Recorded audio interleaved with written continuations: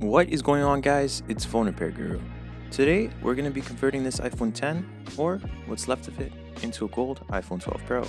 Now, this conversion is strictly cosmetic, and at the end of the day, it's still an iPhone 10. We're going to be taking everything from the iPhone 10 and putting it into our custom housing. Our custom housing is equipped with a fake camera, as well as a module which relocates the flash to match the 12 Pro. The entire process takes around 1 to 2 hours, with half an hour reserved to properly install the volume and power button. I honestly wish I was joking, but they're just really annoying.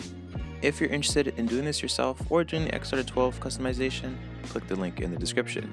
Now that I said all of that, let's get into it. The first step is to open up the device and test if all the components are working, but I noticed one of the bottom screws were missing, which comes at no surprise because I bought this phone from a friend who tried to fix it himself.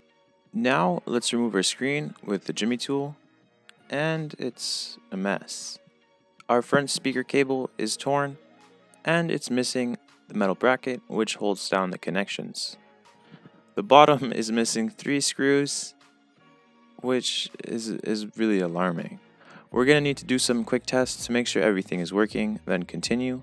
We'll do that by installing a new screen and checking all the components. It's no surprise that Face ID won't work, but we'll see what else functions. We have the device on, now we can test some things. We'll start off with the camera, which is being glitchy and doesn't want to work. But luckily, unlike the 12 Pro, this camera is interchangeable. So we took out the camera and replaced it with another one. Oops. And by some miracle, that actually worked.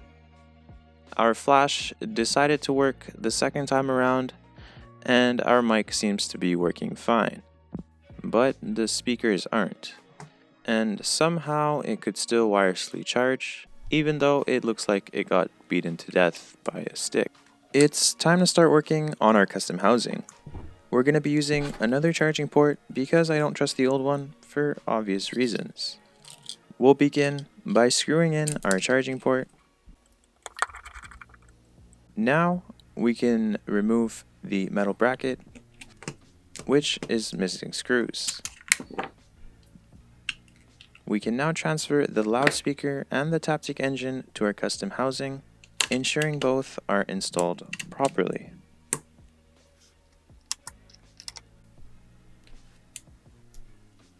I had to pull out my screw reserve to find the missing screws. It's a huge pain to do, and I tried screws over and over again. Finally, I found the right screws and everything was held down tightly. If you're ever fixing a phone, please don't leave screws out. It's a huge pain for the person that comes after you. Now that we have our charging port sorted, it's time to remove the battery. The pull tabs on the bottom are still intact, so we'll start there. Using our tweezers, we could wrap the tabs around, ensuring they don't break. They always make weird noises, so that's cool, I guess. Our top half has no pull tabs. I don't know why, but we'll use some alcohol and pry. Now we can disconnect everything from the iPhone 10 logic board, including our speakerless earpiece speaker connector. We can remove our front camera and then unscrew our logic board. Fun fact, this board is actually 2 boards sandwiched together, which is why it's so small. Now we have to remove these side panels, which hold down the screen. Now we can transfer our antenna, which flew away. We'll install that into our custom housing before the dreaded volume buttons and mute switch. So let's go over why these buttons take so long and are so annoying. You have to remove this little bar thing that hooks around another metal bracket, and if you bend it, it makes it 100 times harder to reinstall it again. The second metal bracket is also hooked, but to the actual button. Then you can just push it out. Now we can install our gold buttons. Installing them is a lot harder than removing them, but you just have to be patient and precise. At the end of all of that, nothing beats that satisfying click.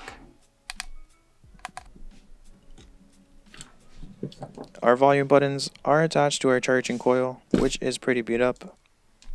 We have to go for round 2, with the volume buttons and mute switch.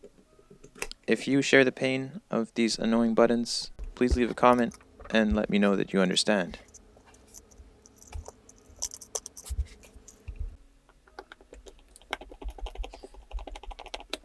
Now we can reattach our logic board and reconnect everything. We're going to be using a new battery because the old one was in pretty rough shape. It's time to install a new screen and get that crunch. Crunch again. And there it is. We turned this iPhone 10 into a 12 Pro. Definitely not an easy process. We still have a bit more work to do, but I wanted to see the result. I'll be doing a follow-up video soon, and I'm considering using this as my daily driver for a little while, just to see how it does. If you guys enjoyed the video, don't forget to like and subscribe, and I'll see you guys in the next one.